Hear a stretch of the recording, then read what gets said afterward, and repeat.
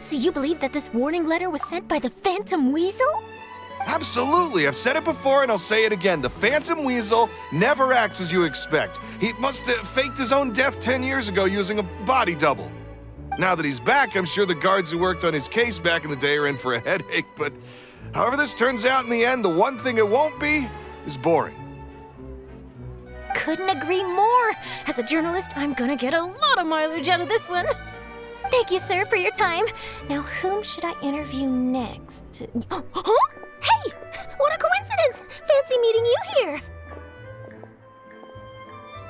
Perfect timing. So, the Phantom Weasel's latest warning letter. What are your thoughts? Yeah, this is the first time we're hearing of this one. Could you clue us in? Huh? Oh, sorry. Yes, this case is from a decade ago. I guess you wouldn't know about it. Well, not to worry. You're in good hands because I'm a professional. The story goes like this. 10 or so years ago, a phantom thief became active in the court of Fontaine. Known only as the Weasel, nobody knew his true identity, and the authorities never managed to catch him. Wow, cool! He sounds like one of those mysterious night burglars that you read about in novels. Precisely. Well, except the part where they actually have a good reputation. Our Weasel targeted whatever people held dear, and no one was safe from his predations. He would just as soon steal a necklace from a rich merchant's safe as he would a toy doll given to a commoner child for their birthday. I know. The phantom thieves you read about in novels rob the rich to pay the poor, but this guy did not discriminate. Unsurprisingly, this didn't work wonders for his public reputation. Every man and his dog wanted to see him behind bars. Yeesh. So, did they catch him? Not exactly. There's a good chance that the Weasel would still be at large to this day if it hadn't been for an accident 10 years ago. A magician named Caesar fell to his death in a botched high-altitude escape performance. When the police went through his personal effects, they found a hoard of stolen loot and gadgets used for criminal activities. And that was how the Phantom Weasel's identity was revealed to all. Sure enough, thefts in Fontaine went down after Caesar's death. But today, 10 years on, the notorious thief has once again issued one of his warning letters and pasted it on the gate of the Opera Epiclese for all to see. I had to squeeze through the crowd this morning to get a photo as soon as I heard. Here, it's this one. So, this is the warning letter, huh? Let's see what he wrote. 3 days from now, when evening falls, I shall take from you that which you hold most dear at the Opera House, just as you did to me 10 years ago. This is, without a doubt, a clear declaration of criminal intent. After years of laying low, the Phantom Weasel is back with a vengeance. What once seemed like an open and shut case has been blown wide open again. But why has he reemerged now, and what does he want? I sense an epic scoop, and I'm going for it. Uh-oh. If this thief will steal anything that other people value, does that mean even we might be targeted? Aww. But Paimon doesn't want to get kidnapped. Well, he'd have to go through you first. You would stop him, right? Okay, the people have spoken. It's clear that the public are very concerned about the Phantom Weasel's reappearance.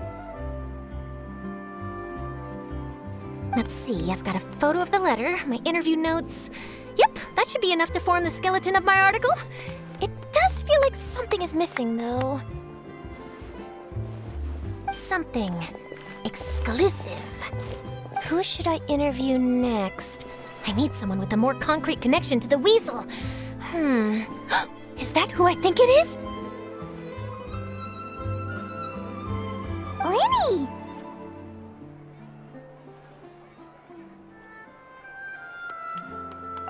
Magic, magician, Caesar! The Phantom Weasel! That's it! Let's go interview Lyney!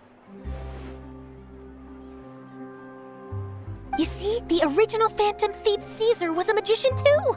And what do Phantom Thieves and magicians have in common? They both have an air of mystery about them. Perhaps there's a connection there. Are you serious? What sort of a deduction is that? Oh, relax! My journalistic instinct tells me that an exclusive news story is beckoning. Let's go! No time for delay!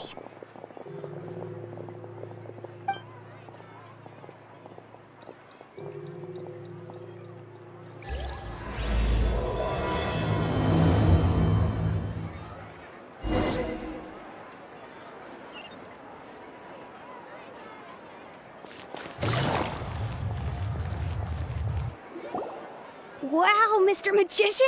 How did you know which card I picked? Oh, it's simple. Come closer and I'll let you in on my secret. Magicians have a special skill called telepathy, which means we can read other people's minds. Really? Then, what am I thinking now? Well, first you need to relax, because I can see that you're clenching your fist in your mind, as if to say, no, I mustn't let him guess it. Aww. And now you're getting a little flustered. You're trying to find a way to empty your mind, to think of nothing at all. But the more you try to hide a secret, the easier it'll come out. You snuck out from home today, didn't you? You told your family a little lie so you could come out and play. Now, that's not a good habit. You can tell? Oh boy, you really can read my mind. Of course. Oh, and that's the end of my performance. You should really be heading home. Remember to apologize to your family, all right? They must be worried about you. All right, got it. Bye, Mr. Magician.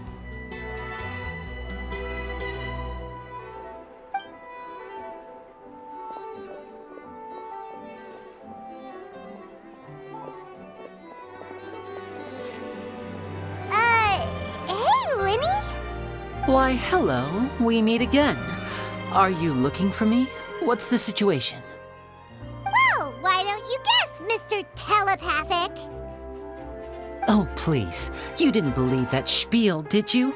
The power of telepathy is quite beyond me. I'm sure that child would beg to differ. Seemed like you were right on the money. That was nothing more than a little trickery. I made an educated guess based on his micro-expressions. That, plus the fact that he was the only kid here without his parents, and he looked as guilty as sin. He made it easy for me. You guys, on the other hand... Let me guess. Don't tell me you're here for the Phantom Weasel, are you? Wow, got it in one! Is this more of your trickery at work? Wait, really?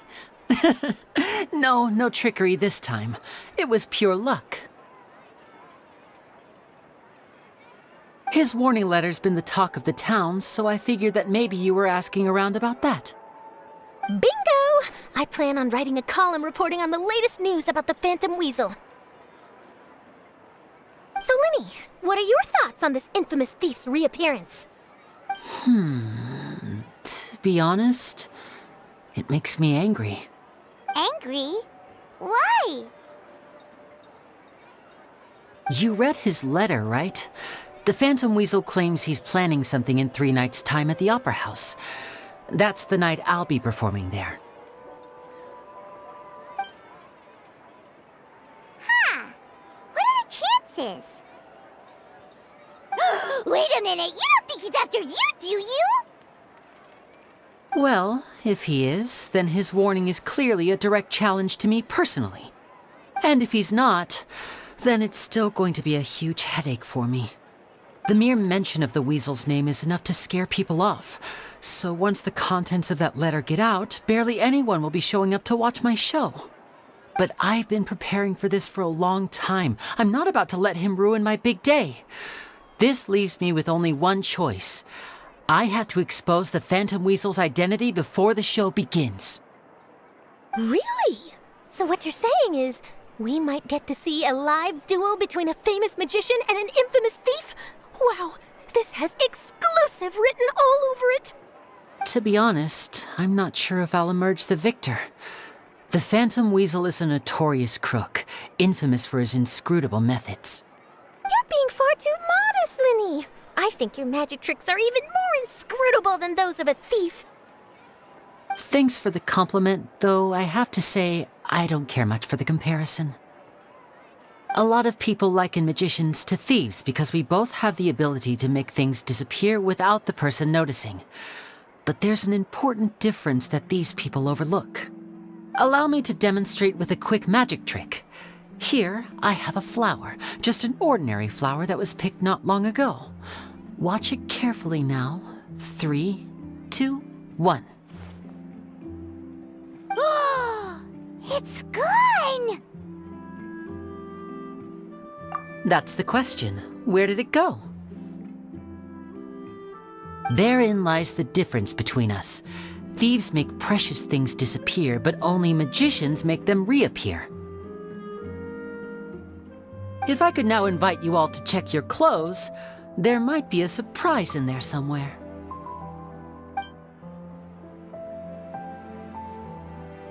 A surprise? Let me see!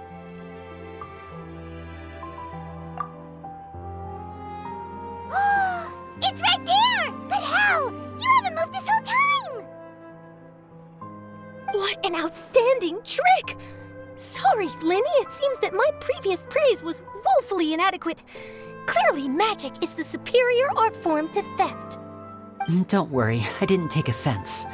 I just wanted to take the opportunity to perhaps change some of the preconceived notions you might have about magicians. Since Caesar's death, a lot of people associate magicians with criminality. It can be quite frustrating. I can imagine. Coming back to your trick just now, might I presume that you are well versed in floral symbolism? For example, magicians often use rainbow roses in their flower-related performances to represent passion and romantic encounters. But you used a Lumidu spell, which, if I'm not mistaken, allude to separations. I'm curious to know if there was any deeper meaning behind this choice? Impressive knowledge. It's no wonder you're such a successful journalist. But I'm afraid I don't know the first thing about floral symbolism. I'm just in the habit of using Lumidu spells in my magic. It sounds like something I should look into, though. I'll buy myself a copy of Fontaine's Floral Language Facts when I have some time. But it'll have to wait until this Phantom Weasel business is behind us. Well noted. In that case, this brings us to the end of our interview. I, for one, am looking forward to the final showdown between you and the thief. Please feel free to get in touch to update me on any further developments. Otherwise, I will of course see you at your show in 3 days' time, but let's hope the Phantom Weasel is caught by then. If there's nothing else, I'll be off. You've given me lots to work with here, and I've got no time to lose if I want to write that exclusive piece. I'll see you all later.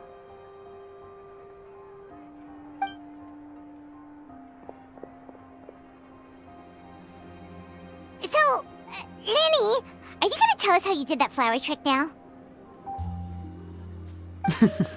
I'm afraid that's my little secret. Aww.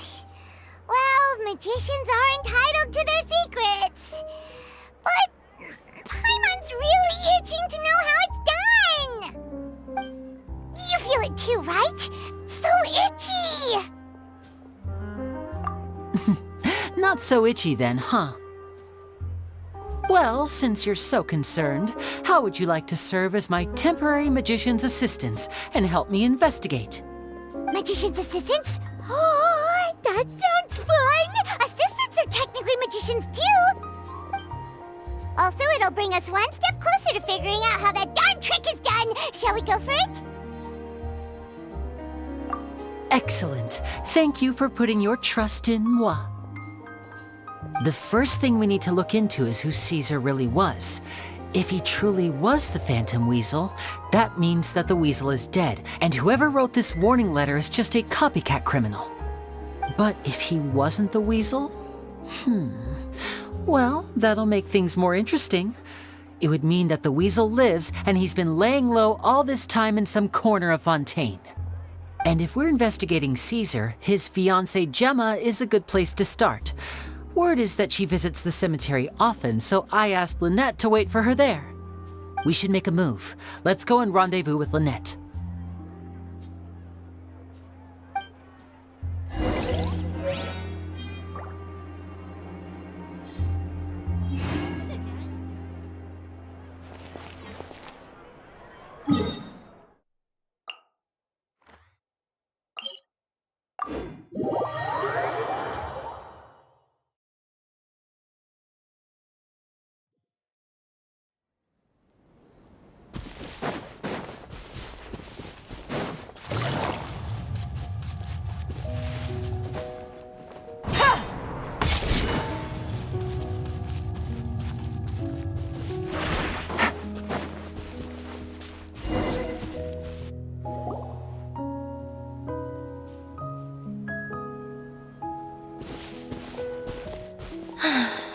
You took your time. Sorry, I bumped into the Traveler and Charlotte en route, and we ended up chatting for a while. It's been a while, Lynette. We're working as Lenny's temporary assistants in the investigation of the Phantom Weasel. Thank you. It's good to have you helping. So, what's the situation? Have you seen Gemma? Nope. I've been here a while, and she still hasn't shown up. How bizarre. Maybe it was bad intel. Well, we won't get anywhere by standing around waiting. Traveler, Paimon, let's go ask around.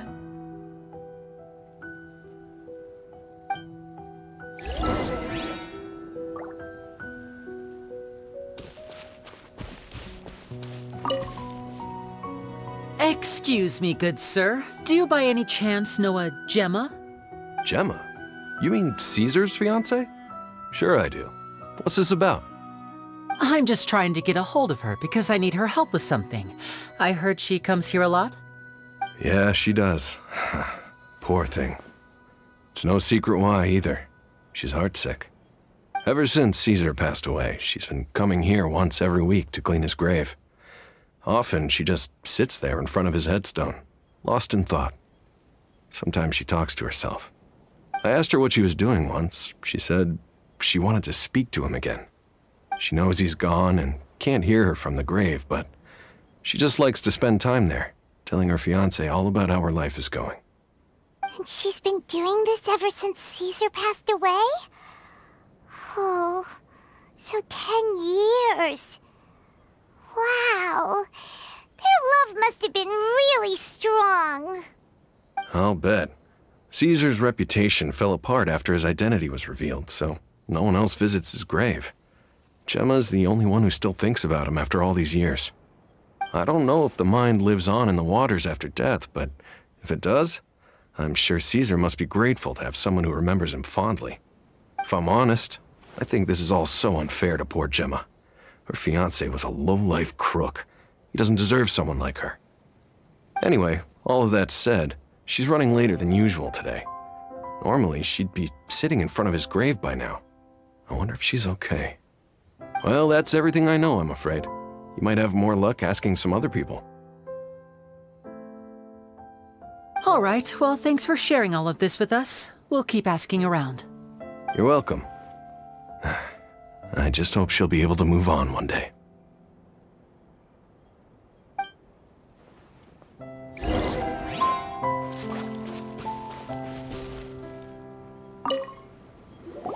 Did you hear the news? They're saying the Phantom Weasel's back. You're kidding. Wait, isn't he dead? I don't know anymore. All sorts of news flying around nowadays. I can never tell what's true and what isn't. But what if, just hypothetically, I mean, what if this weasel's the real deal and Caesar was framed? Called it. Seriously, 10 years ago, on the day it all went down, I said to myself, you know what? This guy's been set up. The Caesar I knew was a good guy. He gave balloons to children on the street, for Pete's sake. What, are we supposed to believe that he was a balloon thief or something? Give me a break. Oh, please. Weren't you the one cursing his name to high heaven when the police announced the news? You were all, that gosh darn lousy son of a, you think you know a guy, or words to that effect. Wait, did I say that? I don't seem to recall. Hello there. Sorry for disturbing you, but I couldn't help but notice you were discussing the Phantom Weasel. We're actually quite interested in this topic as well, but we're struggling to get to the bottom of it. Do you think you could spare a moment to tell us a little bit about Caesar? You've come to the right people. Yep, I was there. Back when Caesar used to perform magic tricks on the street. He was a great magician. The best trick I ever saw him do was pop a transparent balloon, only for a whole bunch of doves to fly out from the inside.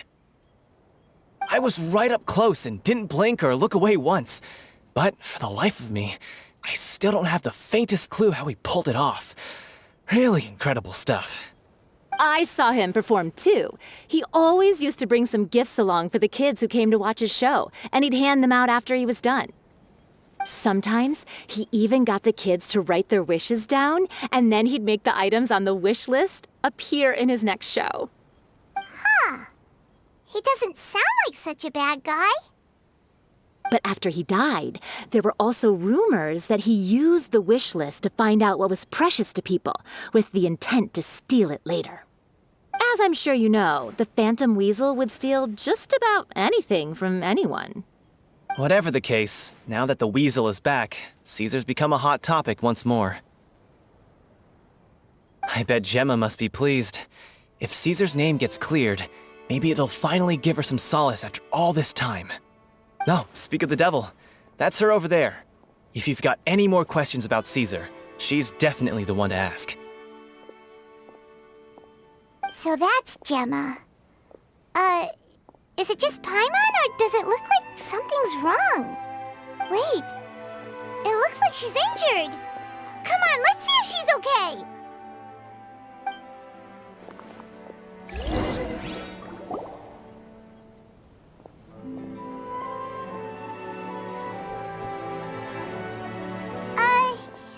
Hi there. You're Gemma, right?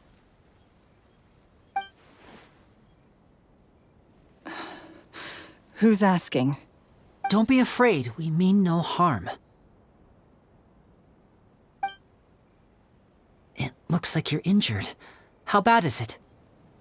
Thanks for your concern, but you didn't answer my question. Who are you, and what do you want with me? My name is Lyney, and this is my sister Lynette.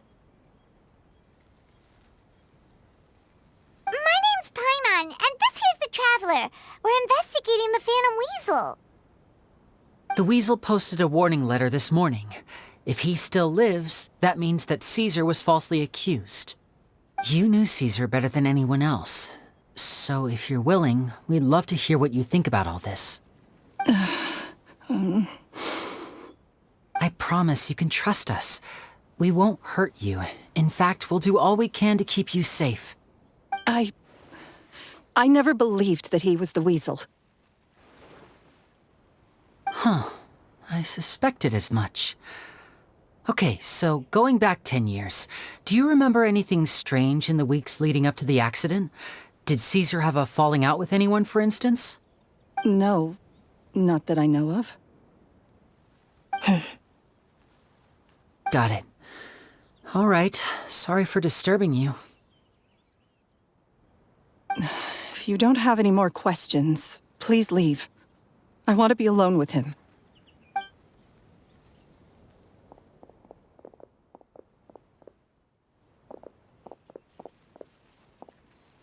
Judging by the look on her face, there's definitely something fishy about her. She's lying. She definitely knows something. That's fair. We're just a bunch of strangers who showed up and started questioning her about things that happened a whole decade ago. It makes sense that she'd be wary around us. In any case, I doubt we'll get any further here, so let's call it a day. Meet me outside Hotel de Boer tomorrow, and then we'll start the next step of our plan.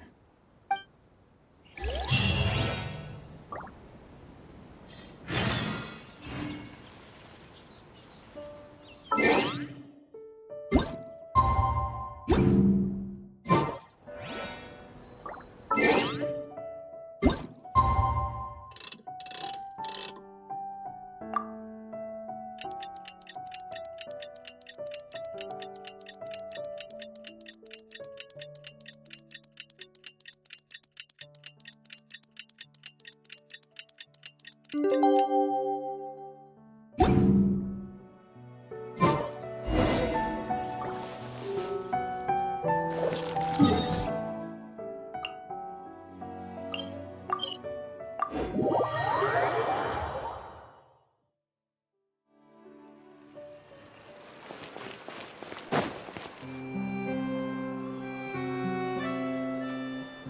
here.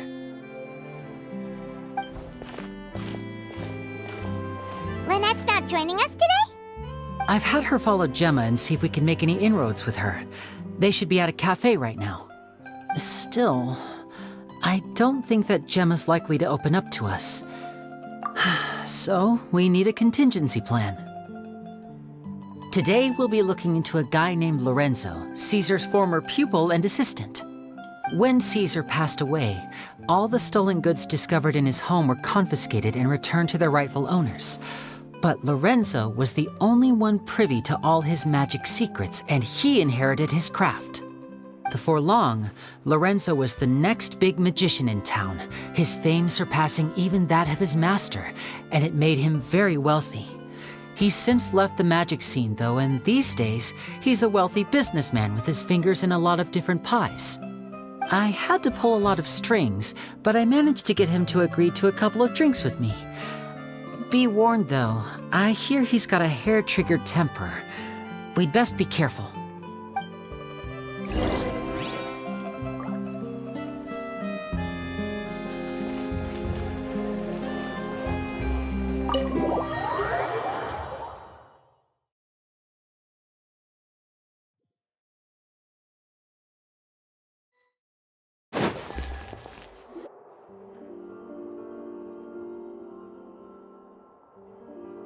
You neglected to mention that you were bringing 2 other people with you.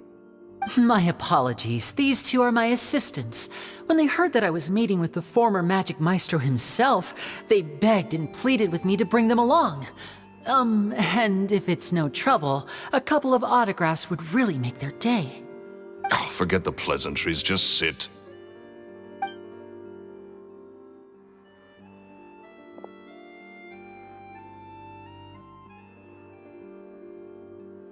Get a load of this guy. Forget the pleasantries, he says, but he looks pretty happy about Lyney stroking his ego. I only agreed to meet since we're both magicians. Do me a favor and cut to the chase. I have more important things to do than drinking. Much obliged, sir. As it happens, the matter I want to address is also related to magic. Yesterday morning, a warning letter from the Phantom Weasel appeared on the entrance to the Opera House. He claims to be planning something for the same evening that I'm scheduled to do a magic show there. As such, I believe that I may well be his target.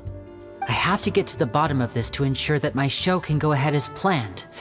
Naturally, any investigation into the Weasel starts with a few questions about Caesar, who... What is there to investigate? Caesar was the Weasel and he's been dead for 10 years. So what if some sick creep thought it'd be funny to write a warning letter? It changes nothing.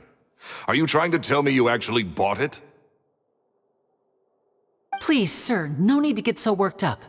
I do concede that a copycat is but one possibility. Possibility? It's a fact, Lyney.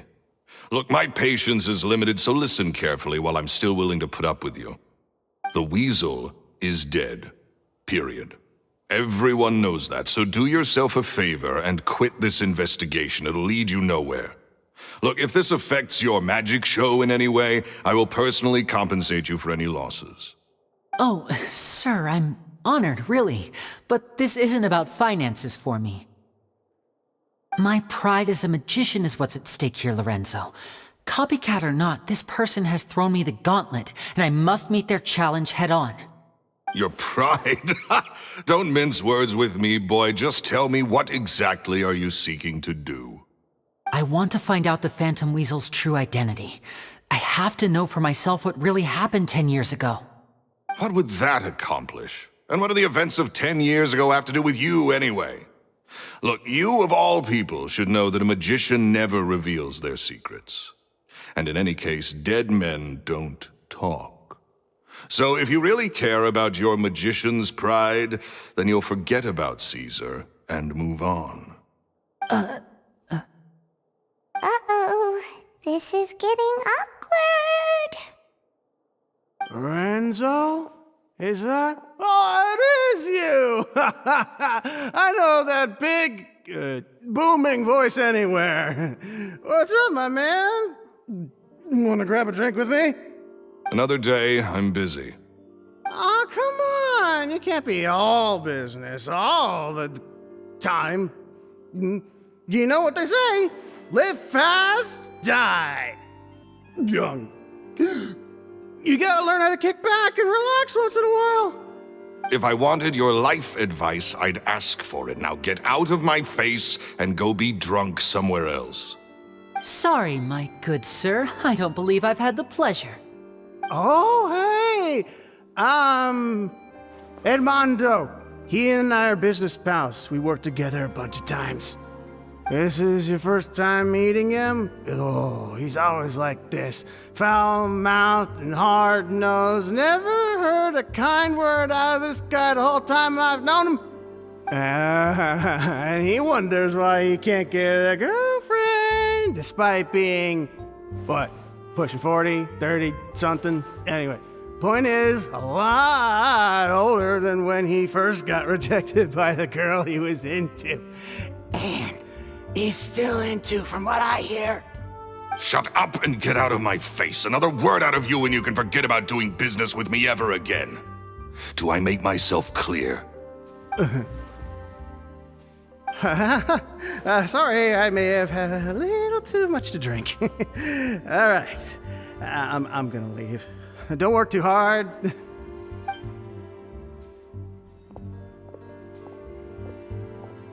I think it's high time I made a move as well. If you really want to investigate this, Lyney, be my guest.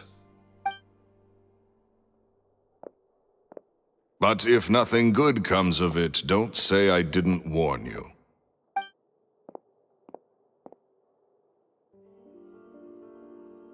Well, that fell to pieces in a rather spectacular fashion. Any thoughts? Totally. And what was all that about compensating you for your losses? Why would someone you just met make an offer like that? He's gotta be hiding something. And not like Gemma. She was a little suspicious, but this guy's definitely covering something up. I think so too. We need to look into Lorenzo more closely. That guy Edmondo seems to know a thing or two about him. He only just left. Let's see if we can catch up with him.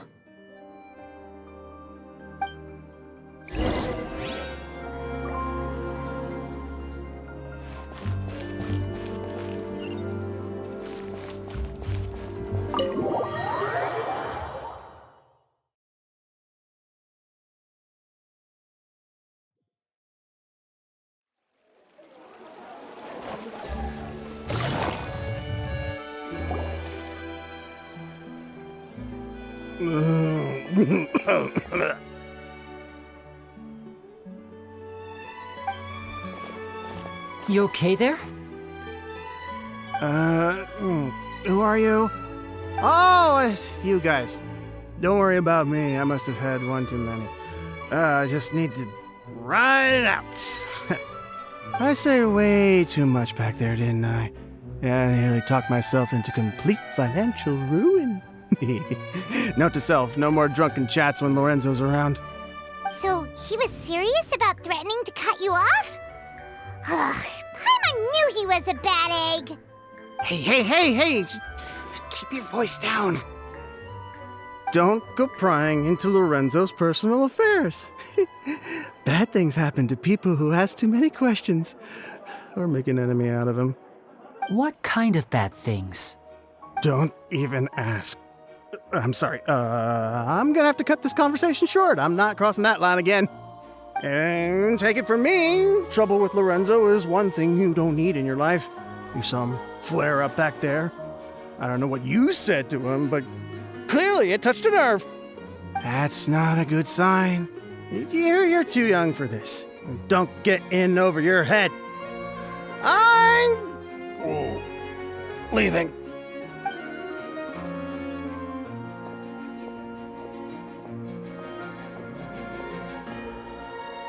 And there he goes.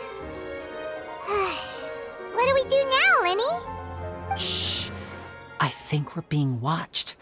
Someone was listening in to our whole conversation. Don't say anything and don't look back. Any altercation in the city will attract the guards. We'd better take this elsewhere.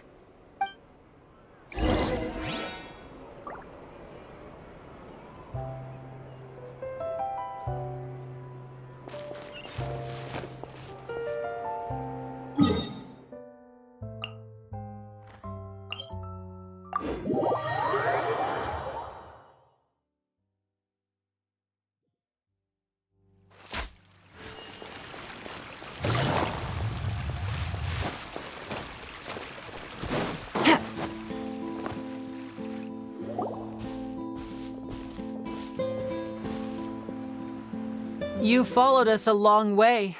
Why don't you come out and introduce yourselves? So you're Lyney. And where's your sister? Ain't she with you today? Save us the trouble and go fetch her for us. Let's not drag this out. Paimon doesn't like the tone of your voice, mister! Who sent you, huh? Save your questions, missy. You ain't gonna need answers where you're going. Capiche? Looks like we can't avoid this fight. Now, I'm not the strongest fighter, so I hope you're ready to back me up. Don't worry, we got this!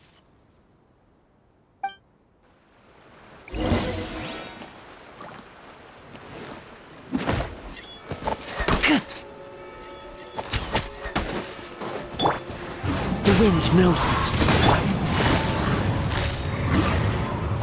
Busted. Wind Strider. Curses. They're tougher than we thought. Vision wielders are always trouble. Intimidation ain't gonna work like it did on the lady. Come on, let's scram! Hey, wise guys! We ain't through with you yet! Oh, they got away! Did you catch what they said just before they left? Something about intimidating someone else. Sounds like they just wanted to rough us up as a scare tactic, and they've already done it to someone else, but who? You're right. She was injured when we saw her yesterday, and she acted like she had something to hide. Maybe she was too scared to tell us the truth because those guys had threatened her. Well, if that's the case, she should be more willing to open up to us once she learns that those thugs won't be bothering her anymore. Let's head back to the cafe and see if we can get any information from her.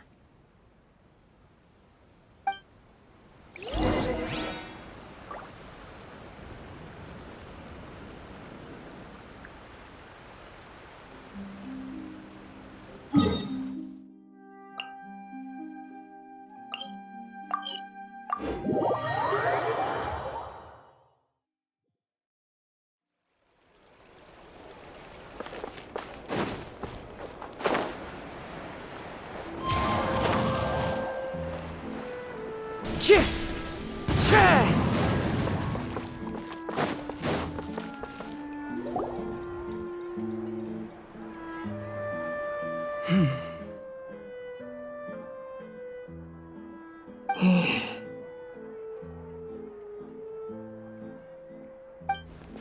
Gemma?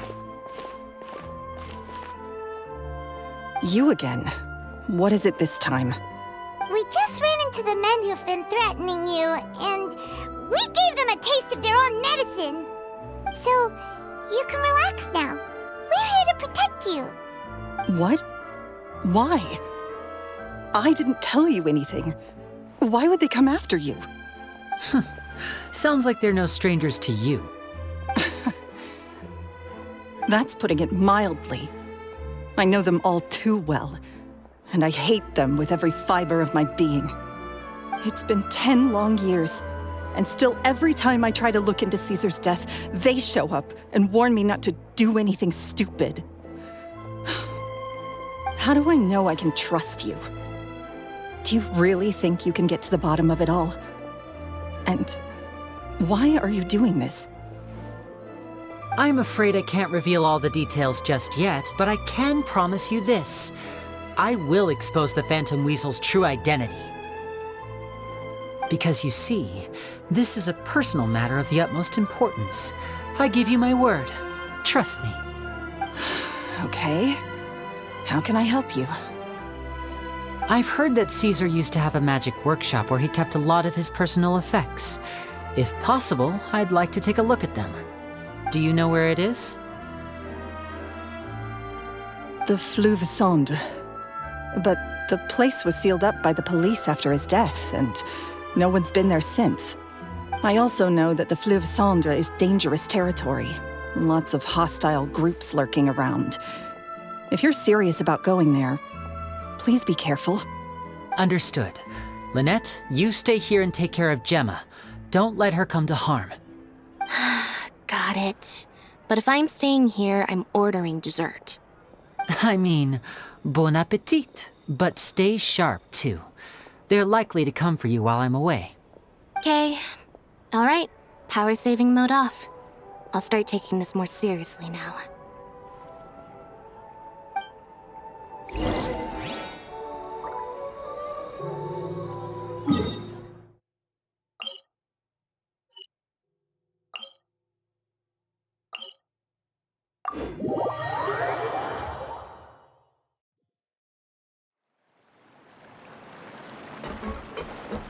One with nature.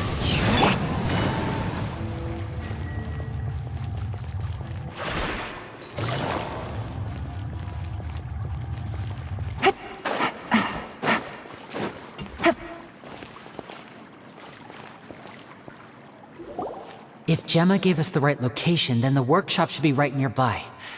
Huh. Looks like these boxes are blocking the entrance. Let's shift them away first. There we go. It should be just down here.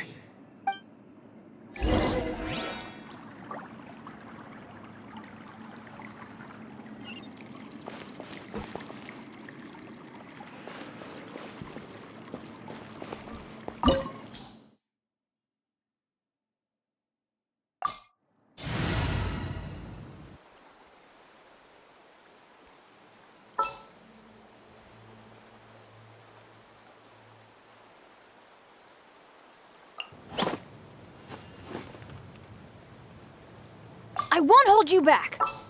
Much.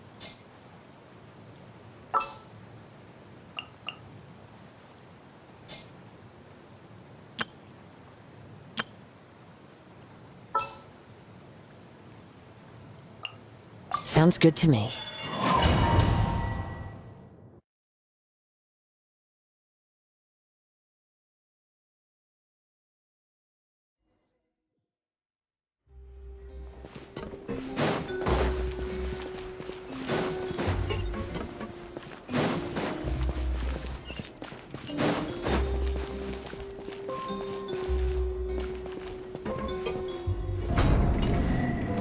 So this was Caesar's workshop.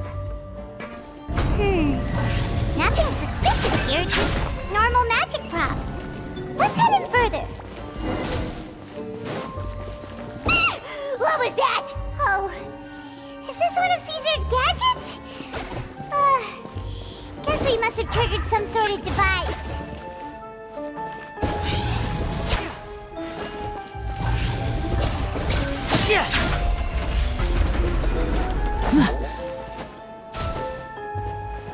Time to go. The wind knows me. Clouds high. The birds call. I'm going in! Eat this!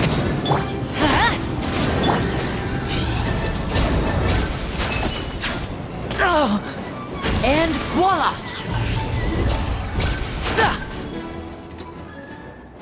Whoa. Look, the doll in the box is glowing.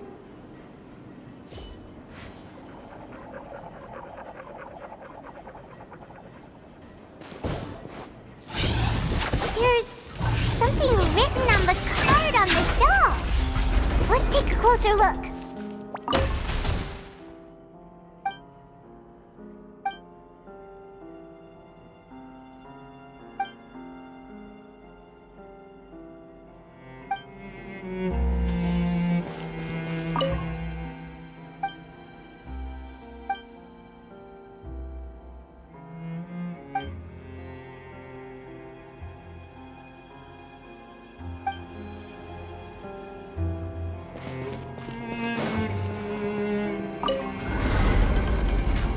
These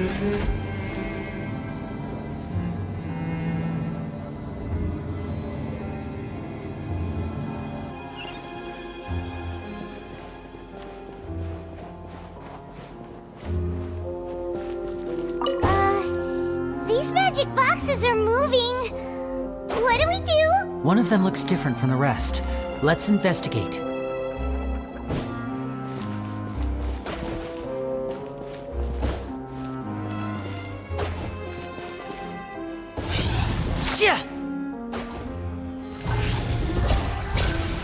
Got it. We're supposed to find the box that lit up at the start, right? There should be another wish list inside.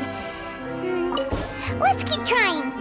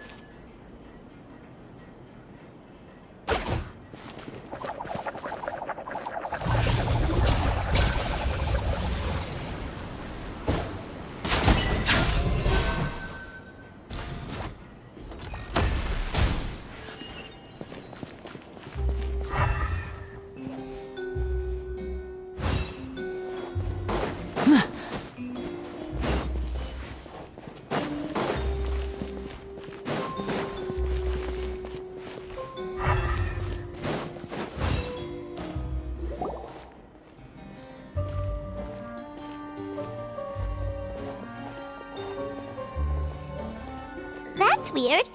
Have we reached the end already? There's nothing here. Maybe this was a wasted trip. This place seems a little too ordinary for a magician's workshop. There's a distinct lack of mystery.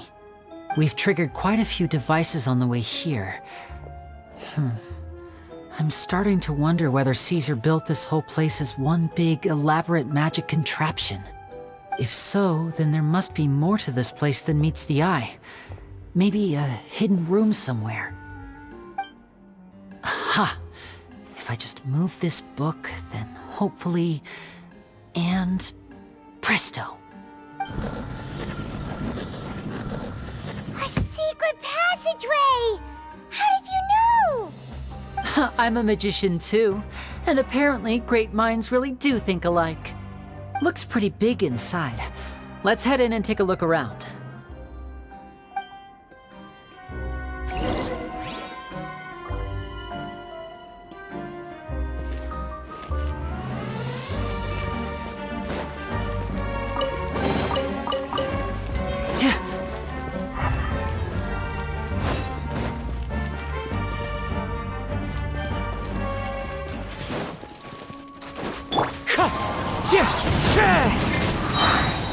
Let's light it up! Teamwork is dreamwork! Falling leaves, adorn my night into the wind.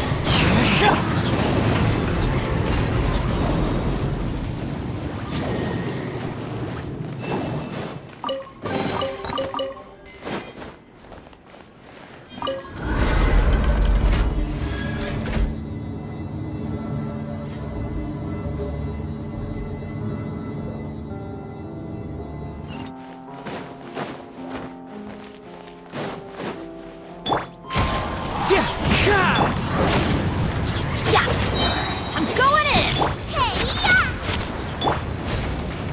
What? Let's get this show on the road! Now disappear!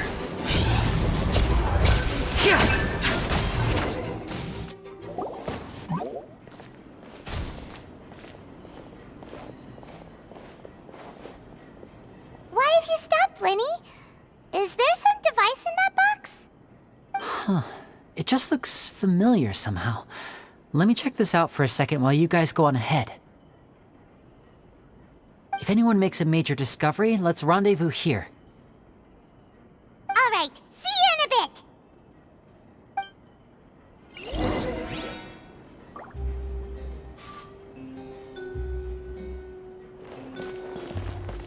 Huh?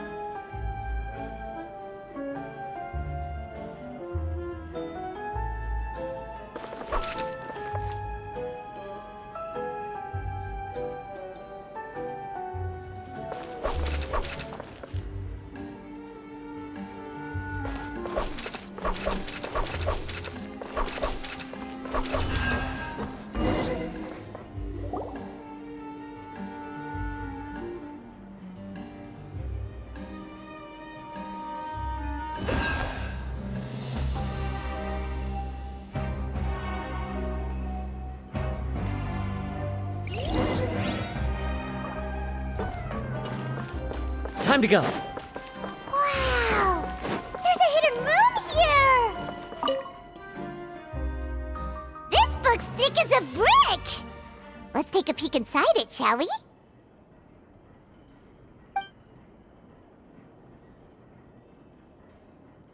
At one of my shows a few days ago, a child asked me how I pulled candy out of my hat. As a joke, I told the kid that the hat has a built-in wish-granting machine. Next thing I know, today a whole bunch of kids were pestering me to pull all sorts of things out of the hat. So I told them another white lie. The machine needs time to power up, but in the meantime, you can write your wishes down. Well, I wound up saving very little this month, but that's not a major issue. I now have a bigger problem. How am I going to hide all these things inside my hat?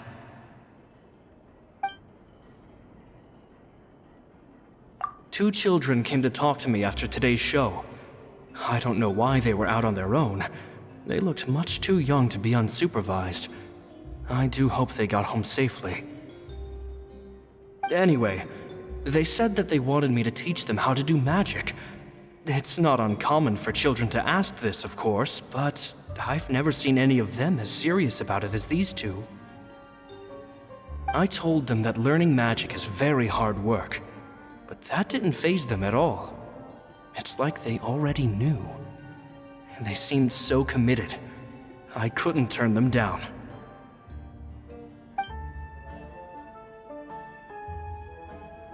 It seems like something's bothering Lorenzo lately, but he won't open up to me about it. Surely he's not upset that I agreed to teach those two children. I'll have to talk him around. I have a good feeling about those kids. They're naturally talented, and it seems like they're not new to the world of magic. They have all sorts of fantastic ideas. All I'm really doing is helping them develop a more professional standard training plan. They wanted to call me Master, but I told them they absolutely mustn't. Any magician worth their salt could have taught them what I have. They're the geniuses here. Compared to them, I don't deserve to be called any sort of master. With time, I have no doubt that they could become far greater magicians than I. My only concern is why they're so mature for their age. I fear they've had to grow up too fast. I don't dare to imagine what they must have been through. Gemma thinks so too. She doesn't like being around them. Says that their eyes are too piercing. They don't bother me, but then again, I've never been the sharpest tool in the shed.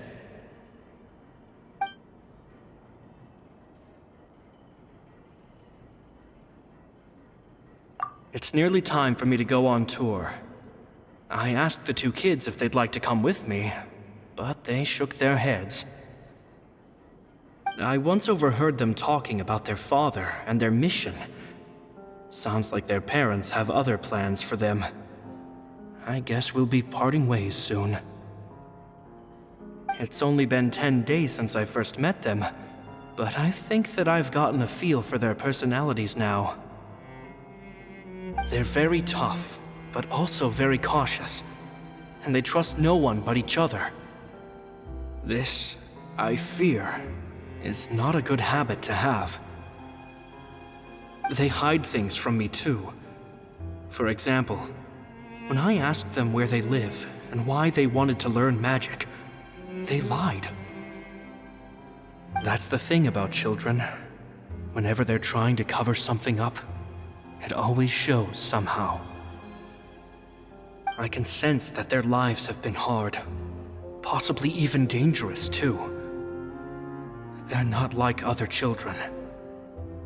It's a shame that I can't do more to help them. After thinking things over, I decided to tell them a bit about how I see the world. It's full of lies and falsehoods, and that is why we must find our own truth. P.S.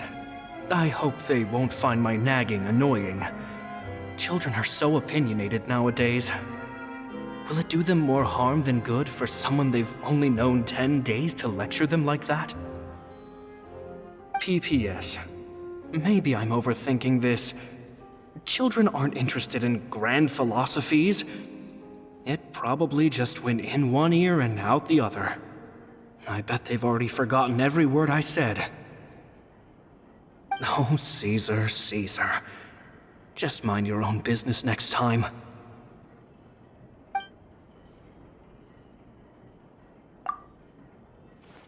Two magic geniuses with a father and a mission, huh?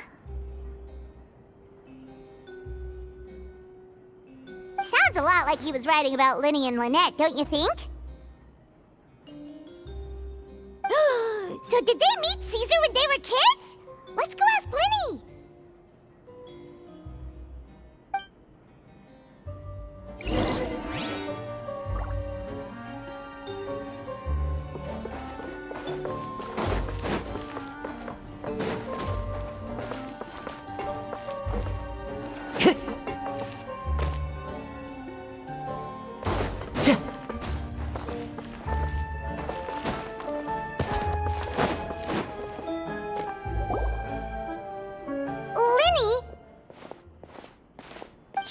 Hold that thought. As I expected, there's a lot of fishy things going on in this place. Fishy? Uh-oh, what have you found? All in good time. Before we go over our new leads, I want to tell you how a high-altitude escape is performed. First, the magician slots themselves into a magic box in full view of the audience. The box is then suspended high in the air, and a short while later, the base automatically opens. At this point, a dummy will fall out of the box, but it looks real enough to grab the audience's attention, and they start wailing and screaming. Meanwhile, the real magician, who has by now blended into the crowd, waits for a good moment to make their appearance and put on a hysterical performance. Oh no! Is that me? Did I just fall to my death? Very vivid description. Paimon can really picture it. And then what? The audience's gaze then turns to the magician, and by the time they realize what's happened, the dummy has vanished, as if everything that just happened was some sort of shared illusion. Of course, that's just how I think the process should work, theoretically speaking. The inventor of this trick never performed it successfully. When the box opened, Caesar was the one who fell out, and not the dummy. He fell right to the ground from the highest point of the opera house. No one could hope to survive that fall, not without a vision at least. And no one else has ever attempted this trick since. My understanding of how it works is just based on what I could gather from his notes and the relevant gadgets here in his workshop. So Caesar's famous high-altitude escape has never been done, huh? Paimon was about to say how cool it would have been to see it in person, but if it's that dangerous, it's probably for the best that no one else tries to do it. Wait a second. So if a dummy's supposed to drop out of the box, then where does the real magician go? How does he get out? Glad you asked. That brings us to the secret of said box. This box right here is the one that Caesar constructed himself to use in the performance, and it's not as simple as it looks. Inside, there's a device that only the magician himself would know about. Once the magician's inside and the box is lifted up into the air, the audience's view of the box is fixed at a certain angle. From where they're standing, they have a clear view of the front, sides, and bottom, but the back and the top are now no longer visible. At this point, the magician presses a button inside the box, opening a secret door out of view. He then escapes through this trapdoor onto the opera house roof, waits for the dummy to fall and distract the audience, and quietly returns to ground level. That's way simpler than Paimon imagined. Even Paimon could probably do it. Well, there's a little more to it than that, of course. The hardest part of this trick is controlling the audience's mood and reactions. That takes an exceptional degree of showmanship. There's the falling dummy, the miraculous reappearance, the pompous performing. Maybe the magician would even have themselves tied up before it begins to strengthen the impression that there's no escape. Many days and nights of careful research and painstaking practice would have gone into this, all culminating in a performance just a few minutes long, but one that still manages to transform the shock and grief of a tragic accident to the joy and laughter of a mesmerizing magic trick. Caesar was a highly accomplished magician. But unfortunately, even he didn't manage to pull it off. So, how did it go so wrong? You said you found some fishy stuff here. Have you figured out what really happened? I can make a pretty good guess. I looked into the case files. The magic box Caesar was using at the time of his death had the secret button I mentioned positioned on the right-hand side. And sure enough, he always used his right hand as his dominant hand in public. Okay, nothing suspicious there. But here's the strange thing. Most of the devices in this workshop have the mechanism on the left-hand side, including this box right here, which leads me to believe that Caesar was in fact left-handed. Because a magician can't afford to have their most basic habits stand out too much. People naturally focus their attention on the most important details of the task or situation at hand. But a magician needs to be able to redirect an audience's attention at will so as to avoid arousing their suspicion. The essence of magic is getting people to believe a lie. If even the truth raises eyebrows, the falsehoods become all the more difficult to mask. And so, Caesar trained himself to use his right hand to align with his audience's expectations. Great magic always requires sacrifices. But in his most stressful and nerve-wracking moments, and when no one was watching, reflex would kick in and he'd use his left hand. That's why he set his gadgets with the mechanism on his left. Exactly. I think that's likely what happened. Caesar would have been under a lot of time pressure during the escape. He'd have had mere seconds to open the hidden compartment, retrieve the dummy, then open the secret door and make a swift escape. But I'm sure he was confident. He would have rehearsed countless times to the point where it was second nature. He'd barely need to think about what he was doing because muscle memory would guide him through. So he opened the compartment, took out the dummy, checked everything was in order, and then went to leave. With his left hand, he reached for the button, and suddenly, his heart skipped a beat. It wasn't there. Much like when you reach for your keys but find your pocket empty, his mind needed a moment to process what was going on. Instinctively, his left hand would keep feeling around for the missing button, maybe for another second or two, until the bottom of the box gave way. With the stakes being as high as they were, just a 2-second delay cost him everything. The authorities would find nothing suspicious and conclude that his death was due to his own error. When in reality, someone switched the boxes, and they did it to murder him. But how would they be able to make the switch without being noticed? That would be difficult to pull off, no? It would have to have been someone who knew that he was left-handed and who could move his props around without arousing suspicion. Someone who was always by his side. Isn't that right, Lorenzo? You just couldn't let sleeping dogs lie, could you? There's not a lot of people who'd go to all this trouble for some magician who died 10 years ago. I didn't want to have to do this, you know. Silencing you the hard way just creates more problems for me to deal with. But I gave you your chance. I hoped you'd do what's good for you and back off like the lady, but you disappoint me. You mean Gemma? So you are the one who's been threatening her!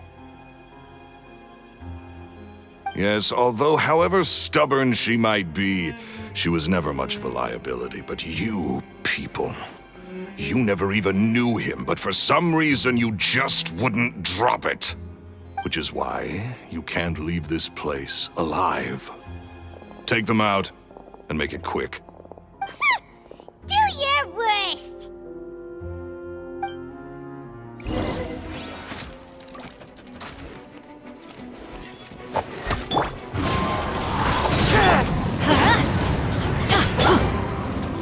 As one with wind and cloud, one with nature.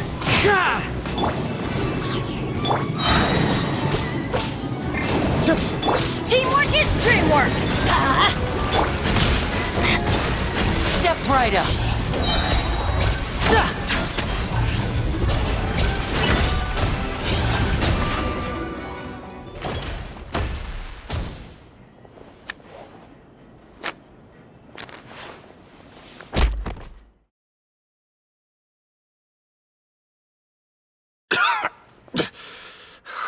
You kids are tougher than you look. Had enough yet, Lorenzo? Your cronies can't help you now. I think it's high time you started talking, and what I'd really like to know is, why did you murder Caesar? If I had a Mora for every time you said that man's name. Of course you idolized Caesar, everyone else did. But I was the real genius magician. Me! He was just an amateur who did cheap tricks for gullible children. I was the one who made magic into the fine art it is today. The aristocrats doffed their hats to me! So it was jealousy. Jealousy. Hatred, more like. I hated Caesar. All he cared about was his magic. He lived and breathed it. He poured everything into his street performances and his stupid tours like it was just a hobby to him, never bothering to think about Mora. What sort of fool devotes their life to the art of deception and never has a Mora to show for it? But the people loved him, didn't they? Oh, how they looked up to him. No one gave me a second look. All I ever heard was, "Oh, your master's amazing, isn't he?" Amazing. Yeah, so amazing that he was completely broke. Every other apprentice was living it up at their master's expense, but no, not me. I put in all the work, mastered all the skills, and it brought me nothing more than the life I already had. He forbade me from using magic to trick people out of their Mora.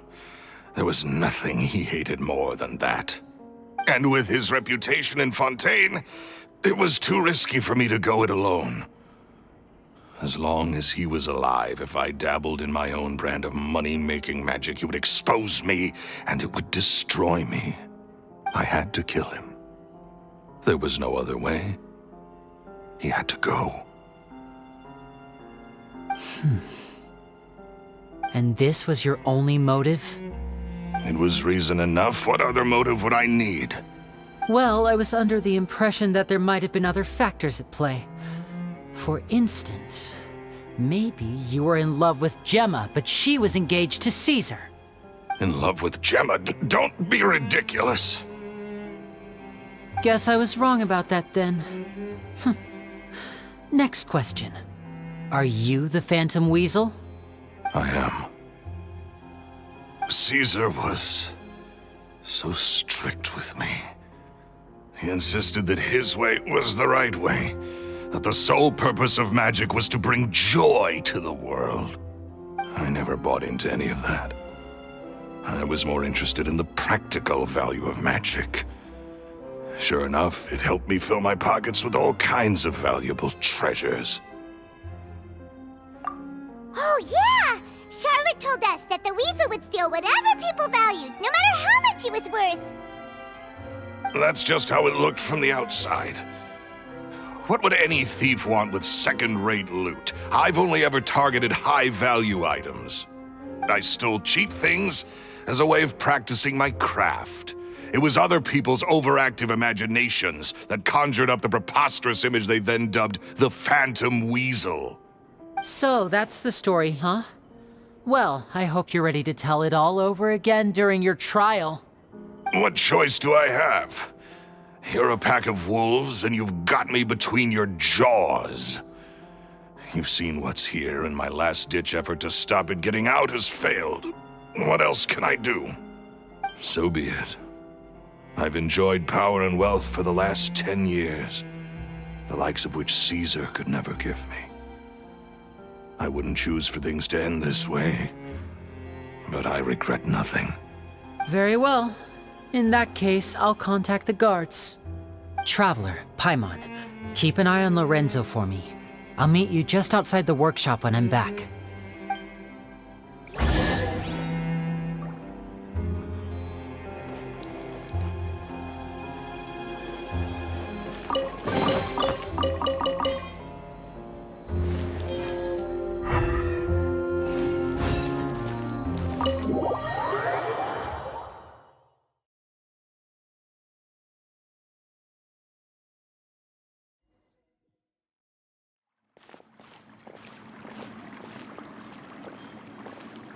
Lyney has told me the whole story.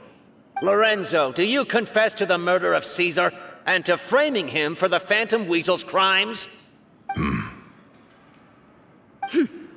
Look who's finally developed a conscience. What kind of disciple murders their own master? I hope it was worth it, because they'll be hell to pay.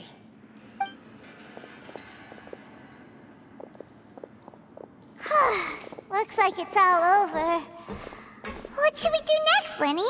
Should we start preparing for your show? Let me think. Let's rendezvous with Lynette and Gemma first. With Lorenzo in custody, Gemma will no longer have to fear for her safety. Good point. We should go tell Gemma the good news right away. It'll give her some peace of mind for sure.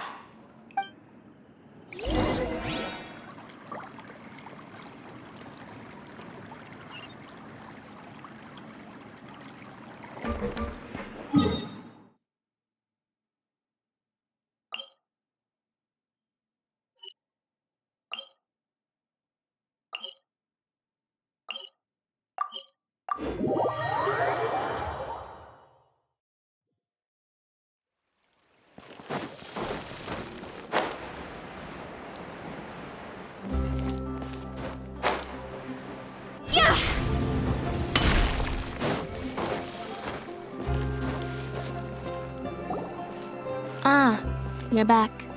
You were so quick. I've only just finished my third dessert. Your third? Lynette, come on, we've talked about this. Everything in moderation. You're not gonna have any room left for dinner now. It's fine. I'll shift to exercise mode and jog off the excess sugar. That's besides the point. Well, it's done now, but try to eat a more balanced diet in the future. Point taken. Did everything go okay? Of course! Lorenzo was no match for us. The guards are taking him into custody as we speak. Gosh, that's amazing. I'm sorry, I still didn't know if I could trust you, but now it seems I can. I had my suspicions about Lorenzo, but It's okay, we understand. He did threaten you. Paimon would find it hard to trust strangers in your position too. But you don't need to be scared anymore. Everything's gonna be okay. Sorry. My emotions are all over the place right now. I've been waiting for this day to come for so long. I always wanted to report Lorenzo. He took all of Caesar's property, which I found suspicious, but I had people watching me all the time, so I couldn't risk looking into it. I was so afraid. I was scared he'd do something terrible to me, and then no one would be left to visit Caesar's grave. So I never had the courage to speak out. Thank you all. Truly, thank you so much.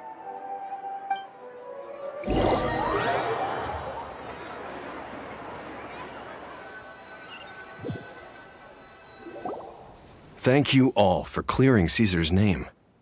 I never would have guessed that Lorenzo was the real Phantom Weasel. He never showed any signs that there were problems between him and Caesar in public. From the outside, it looked like they got along great. And to think that lowlife's been living life to the fullest all this time, while Caesar's name was getting dragged through the mud. It's a travesty. At least his soul can finally rest in peace now, thanks to your efforts.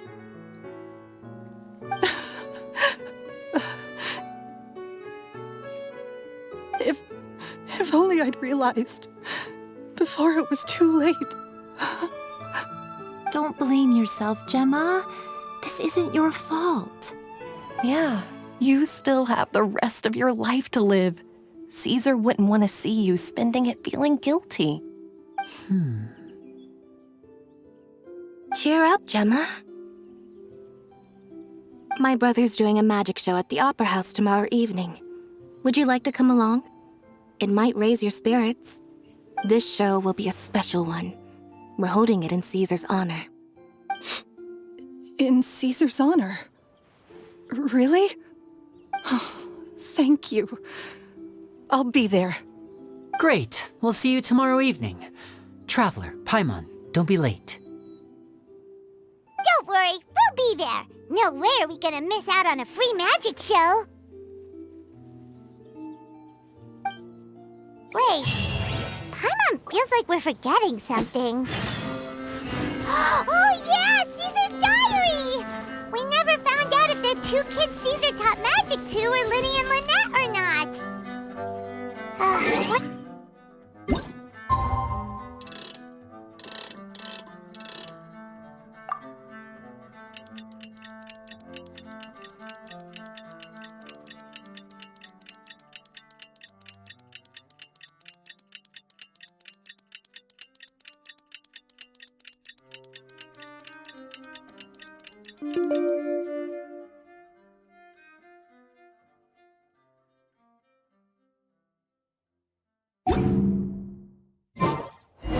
Silly churl, Billy churl, silly...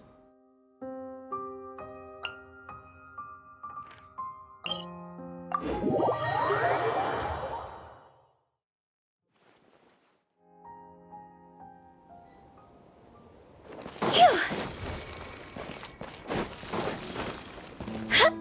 Go! Phew! Go!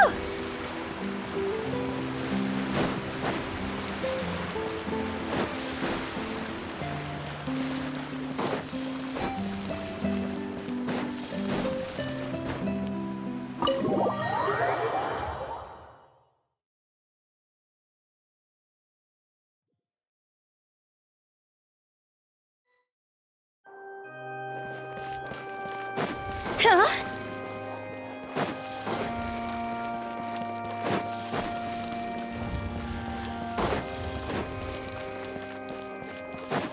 Go! Hup!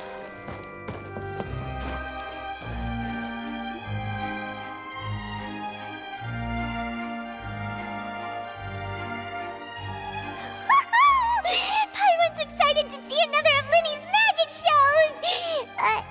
Wait. Lynette, shouldn't you be on stage by now? Not this time. My brother's going solo today. So I'll be watching with you. Good evening, ladies and gentlemen. I hope everybody's ready because the show is about to begin. The great magician Lyney has prepared a spectacular show for us all tonight, concluding with an all-new grand finale that no audience has ever seen before. Wow! A new trick! Thank you all so much for coming.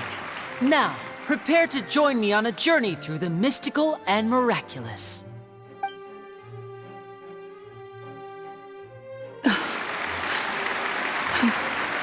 Exciting stuff, isn't it?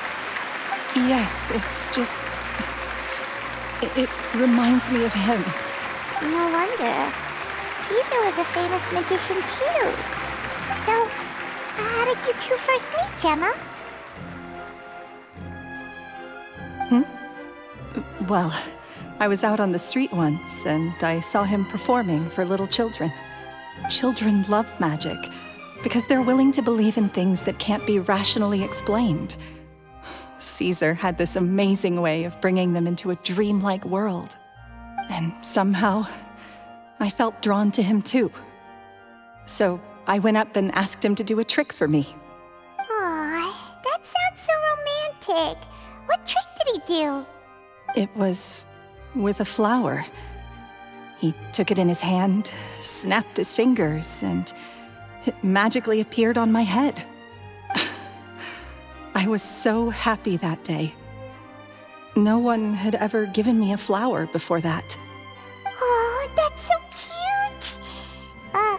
Actually, now that you mention it, Lyney's done that one before. Is that right?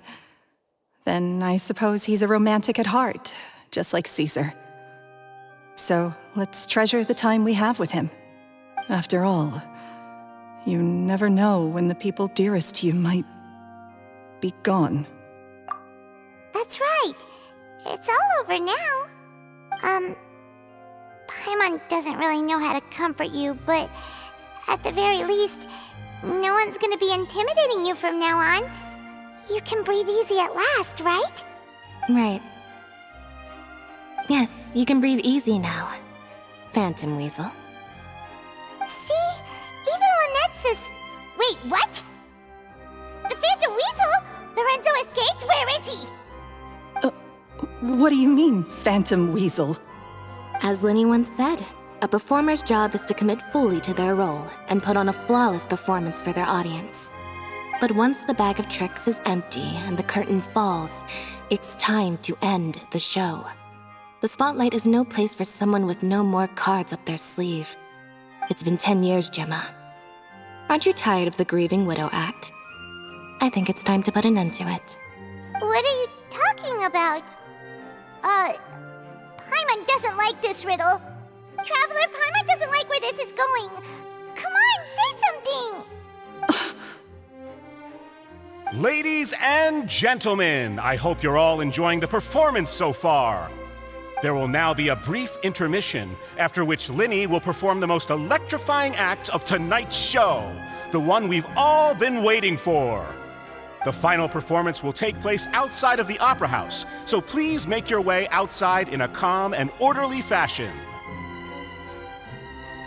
The Phantom Weasel never did like public places, did they? Don't worry, this place will be quiet soon. Let's talk somewhere else for now.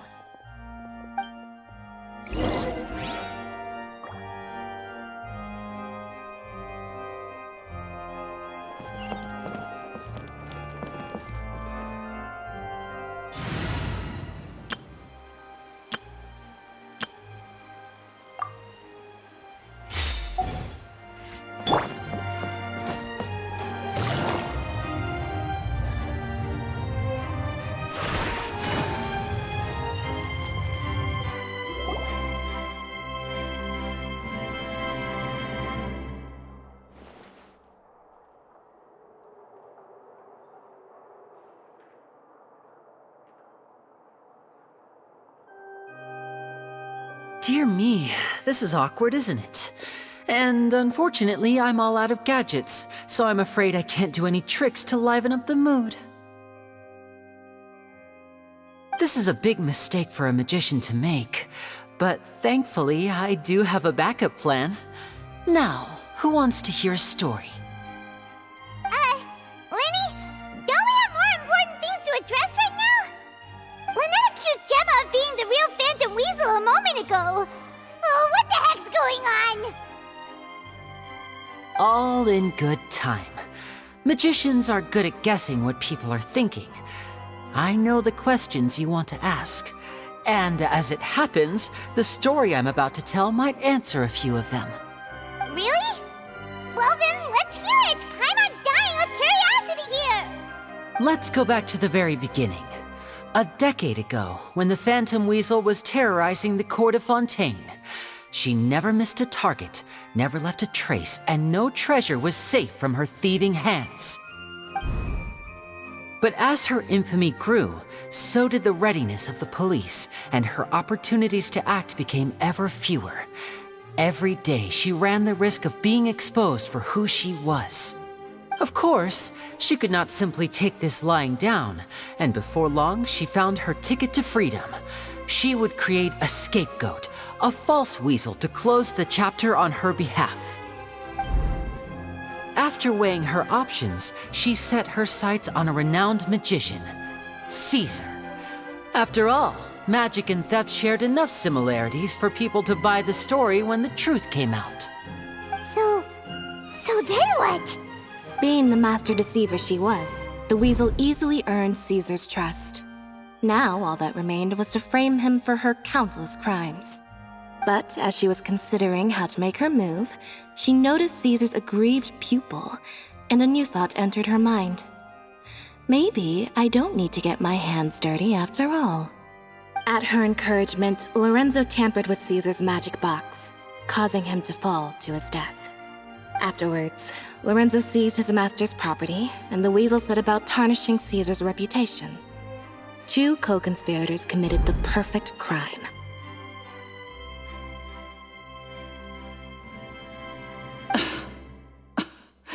I've got to hand it to you. You're both exceptional storytellers. It's enough to make even me wonder whether there was really another mastermind behind all this, pulling the strings. But I just have one question. You seem to think that I am the villain in this tale. What's brought this on, Lyney? Is it something that Lorenzo said? Don't worry, Lorenzo said nothing at all. But I never believed that he was the weasel, and in fact, my investigation only made me more certain of that. He was too forthcoming with his confession, as if there was something else he was trying to hide. How disappointing.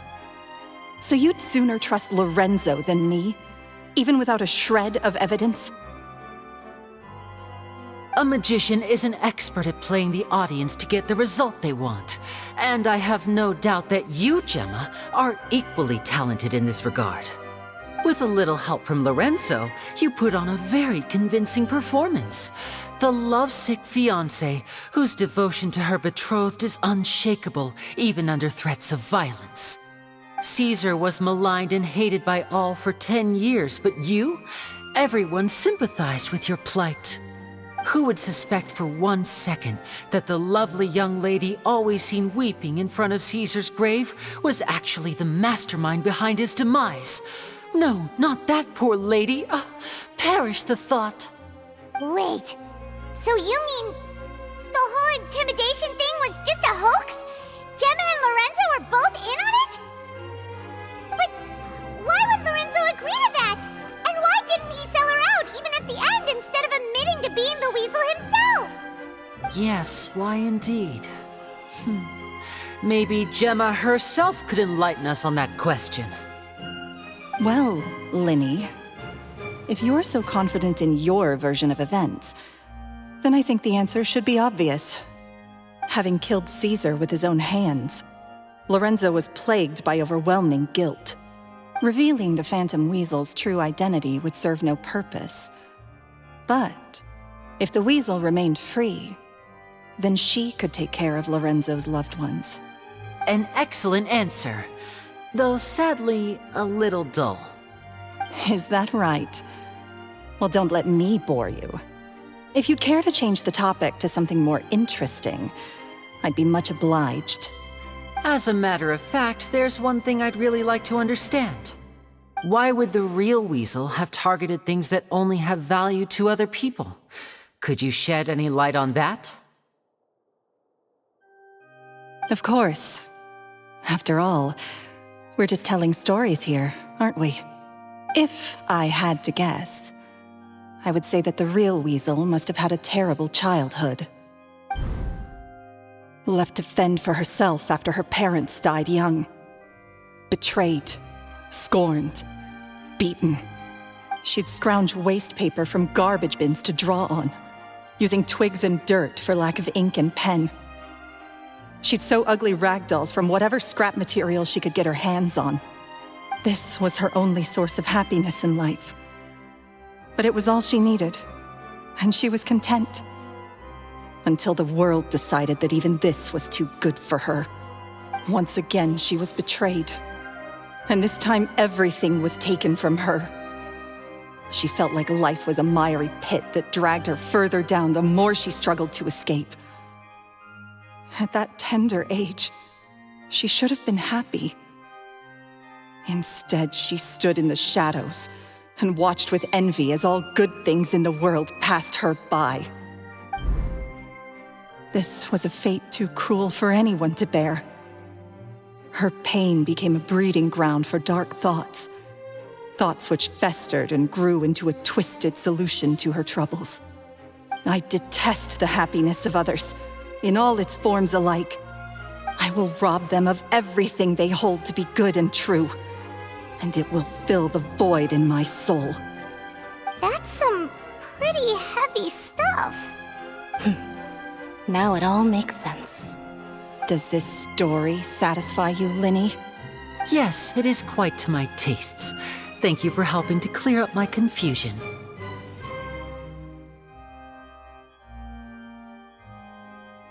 Huh. That's right! What drove you to write that letter, Gemma? What were you trying to achieve there? Because without that, none of this would have ever come to light! She didn't write the letter. After 10 long years, I'd hoped that the Phantom Weasel would be consigned to the history books by now. But it seems like someone still wasn't ready to let her finally be at peace. Lyney. Or should I call you the Phantom Copycat now? You were the one who posted that letter outside the Opera House. But why? Very sharp, Phantom Weasel. Still as shrewd as ever. Well, no need for me to be coy about it. Our goal was to clear Caesar's name. The most straightforward way to change the public's impression of Caesar was to force the Weasel to show themselves. That's it? You had no other agenda? Of course we did. We made it quite clear in the letter, I believe. I shall take from you that which you hold most dear, just as you did to me 10 years ago. 10 years ago? You mean Caesar's death? You met him? Wait. Oh, I get it. You were those two obnoxious kids. It's been so long, and you're all grown up now. I didn't recognize you. He taught you magic back then, didn't he? For what, 10 days or something? And you went to all this trouble. Why? Because you feel like you still owe him something? We remember all our debts, however great or small. 10 years ago, Caesar's reputation was torn to shreds, and his legacy was thrown out. 10 years on, and no one cares what the truth is anymore. But we did not forget, and so we came to find you. And? What exactly did you take from me? I'm still standing, as you can see. Lorenzo has admitted to everything. I'm free. Free? Do you really think so? Caesar once told me that even though the world is filled with lies and falsehoods, we must find our own truth. I think that applies to you too. Truth can take many forms. Prized possessions with nostalgic value, fervent hopes and dreams, and irreplaceable people. Life took many things from you, and those wounds never healed. When they ached unbearably in the dead of night, stealing became your way of numbing the pain. What are you trying to say? I'm saying that for the last 10 years, you've been living a rather uneventful life. Perhaps that's because you found something other than a life of crime to fill the hole? Back to Lorenzo for a second. He murdered his own master, played along with your act, and took pains to make sure any suspicion would be directed towards him. But what did he have to gain from all that? He knew who you were and the things you'd done, and despite that, he was willing to give everything up for your sake. He's the reason that you haven't felt the compulsion to steal in all these years. You're more than just accomplices in murder.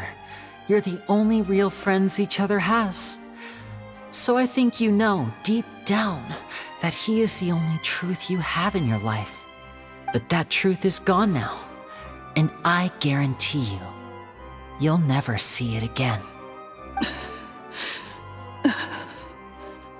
Congratulations on your freedom, Gemma. Your freedom will cost you dearly. From now on, you'll be all alone in a world full of lies and falsehoods. I do hope you'll be able to bear it. You've still got a long life ahead of you after all. Gather round, one and all. The time has now come for the amazing Lyney to perform his final act in tonight's show. I'm sure you're all wondering what he has planned for the grand finale. Well, wonder no more, for the answer is a death-defying high-altitude escape. A high-altitude escape?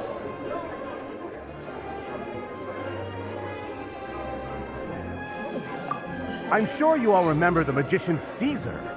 This was the very trick that led to his fatal fall, after which he was dubbed the Phantom Weasel. But we have now learned that Caesar was wrongly accused, and that the real Weasel has now confessed to their crimes.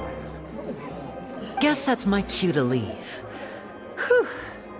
I've been practicing this one for ages now, but I'm still a little nervous. Traveler, Paimon, I hope you enjoy the rest of the show. There may be a lot of people watching tonight, but you alone are my true witnesses.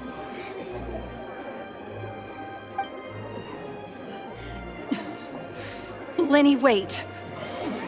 You two hid a lot from Caesar. He went to his grave without ever knowing your secrets. So what about now? Are you an open book? Or are you still the same as ever? You don't have to tell lies to end up isolated and alone. One day, you'll end up exactly where I am today. Maybe then you'll finally understand. You're wrong. I'm nothing like you.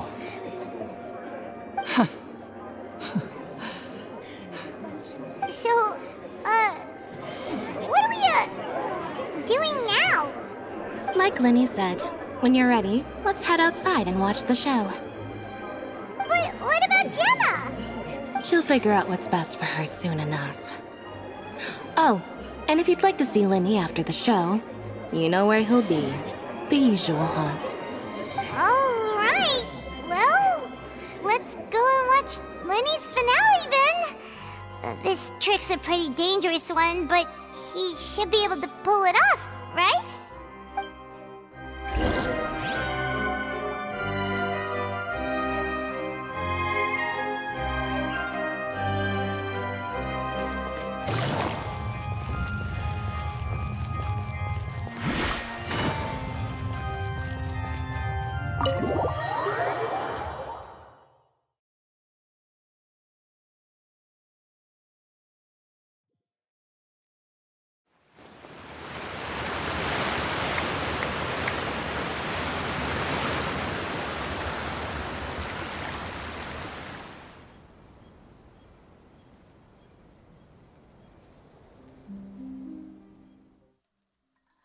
Magic should be mysterious, surprising, and defy logic. Magic is hard work. Every single movement has to be practiced thousands of times. It's alright. We're used to that.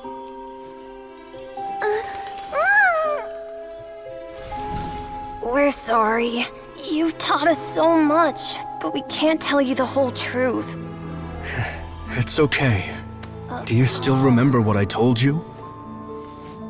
This world is full of lies and falsehoods. I only hope that one day, you can find your own truth. What about you? Have you found your truth? Magic is my truth. I want to perform a magic trick so great that people will always think of me when they talk about it. For a magician, What greater honor could there be? Look! Behold! Lyney is sealed inside the box. Will he manage to escape? 10 years ago, Caesar attempted this very trick, and it was at this precise moment that... Lyney! Watch out!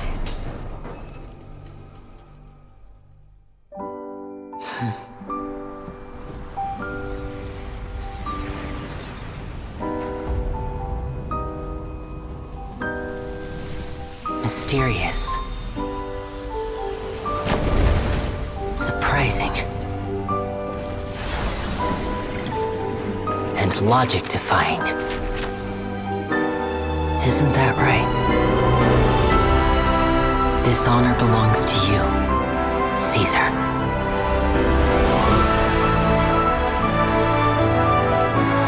I'm just sorry it's a little late.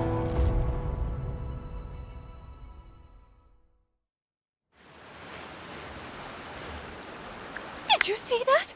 1 minute he was falling, and the next, he turned into flowers. How could he possibly have done that? How mysterious.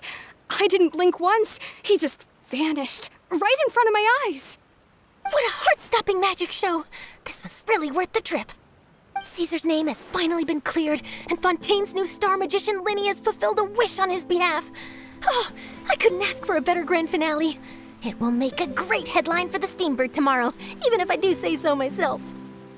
Whew. Looks like everyone really loved Lyney's grand finale. Paimon doesn't see Lyney anywhere. Where'd he go? Oh, Lynette said he'd be waiting for us at the usual haunt. But, where is... Oh, you mean the one where Caesar's buried? Yeah, that's probably it. This whole magic show kinda seemed like Lyney's way of saying goodbye to Caesar. So it makes sense that that's where he'd be afterward. Alright, let's go look for him there.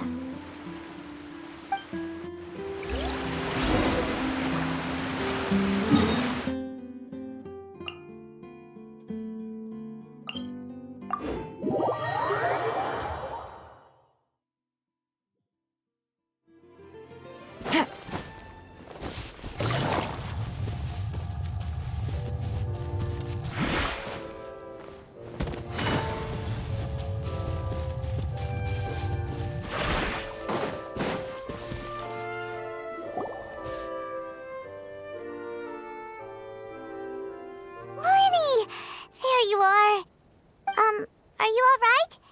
Paimon was scared to death when the chain broke. Paimon was sure something had gone horribly wrong. Magic is a performance art. A magician has to get creative to keep the audience on tenterhooks. That's our job. So I tweaked Caesar's original setup a little to keep it fresh. I was honestly a little nervous during the live performance. The thought of falling, suddenly feeling weightless, seeing the sky and the ground spinning and spinning. Sometimes, I can't help but wonder what Caesar thought in those final moments. Did he regret taking Gemma and Lorenzo on? Or did he believe that it was his own slip-up right until the end? You know, Paimon's been wanting to ask you about something ever since we were in Caesar's workshop. You learned magic from Caesar once, didn't you? When was that? After I joined the House of the Hearth. To be honest, Lynette and I had an agenda when we approached him. I told you about my past before, remember? As a young boy, I survived by secretly learning magic from street performers. I'd watch their tricks and try to figure out how they were done. But I quickly realized that observation alone could only get me so far.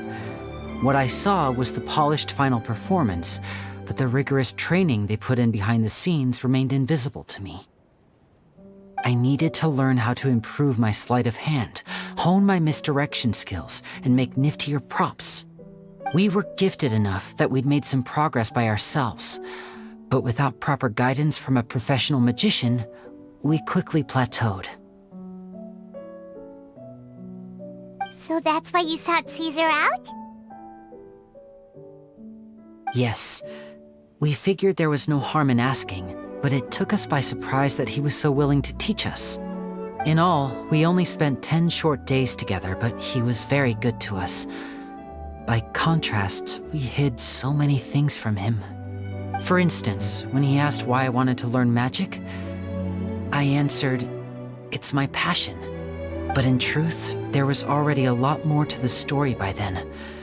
After being taken in by an aristocrat for our magic talent, then betrayed soon after, this was no longer about me doing what I loved. What amazed me was how the lie escaped my lips even as I was hesitating over whether to tell him the truth. Trust is a beautiful thing. Sadly, I'd forgotten how to trust by then. Lyney. Still worried about the way I feel? You really are a gentle soul, aren't you? But don't worry, I'm used to it now. From the mansions of the elite to the house of the hearth, lies and selfishness have followed me and Lynette everywhere we go. After Caesar went on tour, we became busy with our missions. The next we heard of him was that he'd fallen to his death, and was now declared to be the Phantom Weasel. That night, I remembered his smile. But as I lay there, I didn't know what to say to him. To keep secrets is to put up walls. The longer you keep them up, the less you let people in. Then, one day, you look around and realize your life is like an empty auditorium after a show, full of seats once occupied by all the people who left. But I guess that's the price we have to pay. You only realize how much someone really meant to you when you lose them completely. That's why I was so confident this would hurt Gemma. Because I felt it for myself.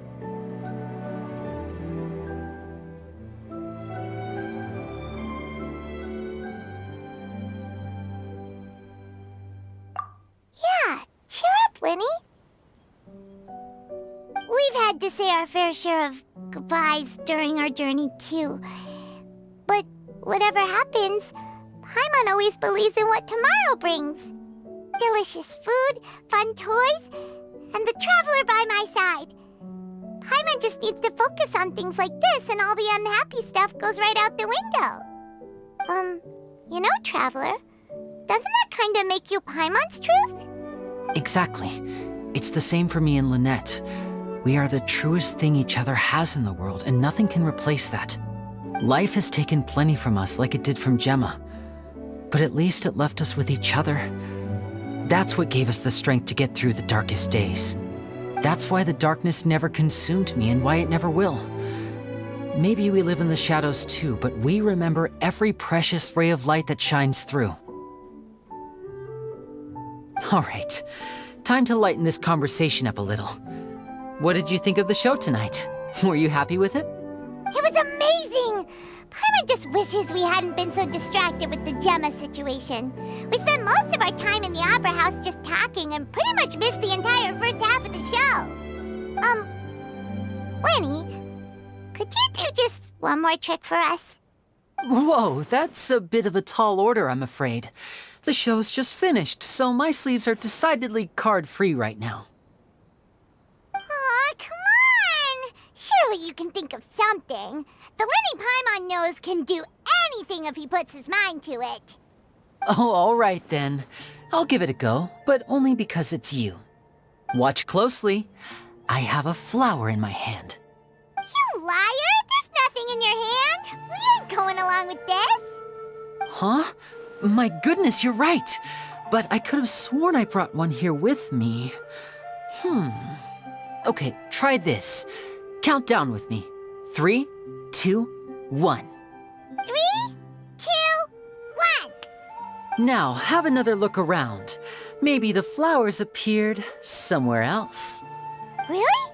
Let's see.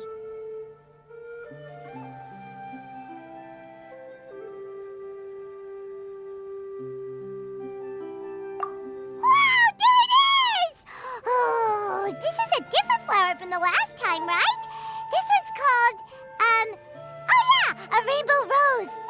But more importantly, Paimon has to know how the trick is done! Please, Lyney, pretty please! Well, if you want to learn magic, you'll have to start by addressing me as teacher. Fine! Please, teacher, please! Since you asked so nicely, I'll share one little tip with you. Namely, the student of magic cannot solely rely on others being prepared to reveal their secrets. You have to observe, think, and find the answers for yourself. Is that it? Look at the time. We shouldn't linger here too long. Thanks again for coming to see my show. I bid you both good night. I look forward to seeing you again. All right, fine. See ya! Shall we head back now, too? Oh, Paimon can't wait to read The Steambird tomorrow. Paimon bets Lyney and Caesar will be plastered all over it. Let's head to the Steambird's offices tomorrow morning and see what we can find out.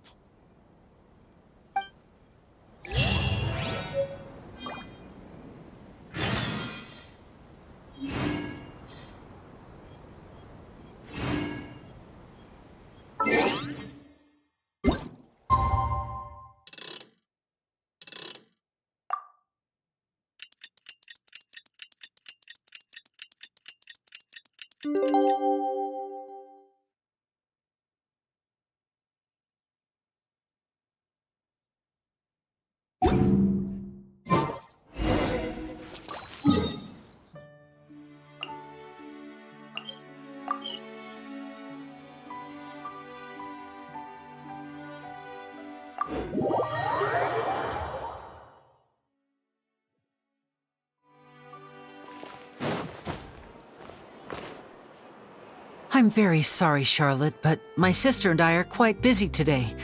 I'm afraid we'll have to decline this interview.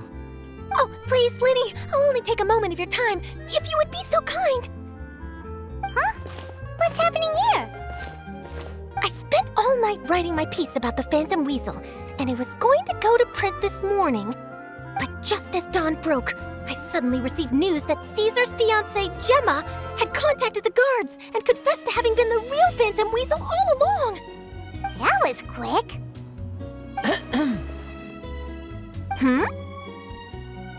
Too late, bro. That was quick, you say? It sounds like I've got some catching up to do. Please, fill me in. Whoops. Aha! My instincts did not lead me astray. You do have something to hide. Gemma turning herself in must have something to do with Lyney's performance last night. Maybe watching my high-altitude escape trick reminded her of a better time with Caesar, and she could no longer ignore the voice of her conscience. Okay then. Wait, no, there must be more to it. If that's all it took for her to have a change of heart, how did it take her 10 whole years? Well...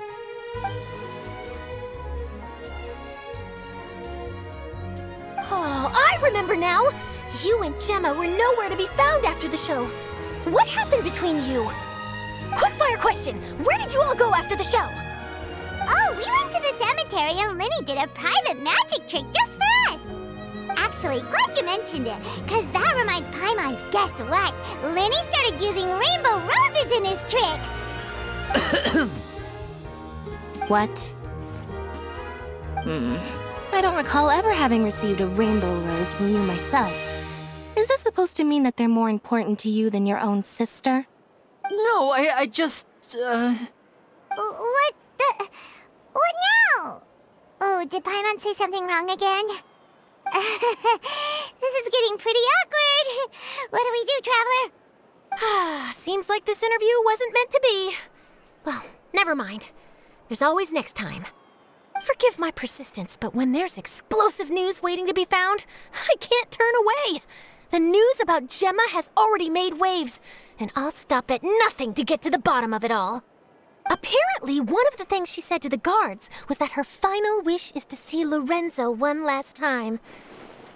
There's clearly a web of complicated relationships there. Can't blame me for being curious. All right, I guess I'll leave you to continue the rest of your conversation in peace. Bye for now.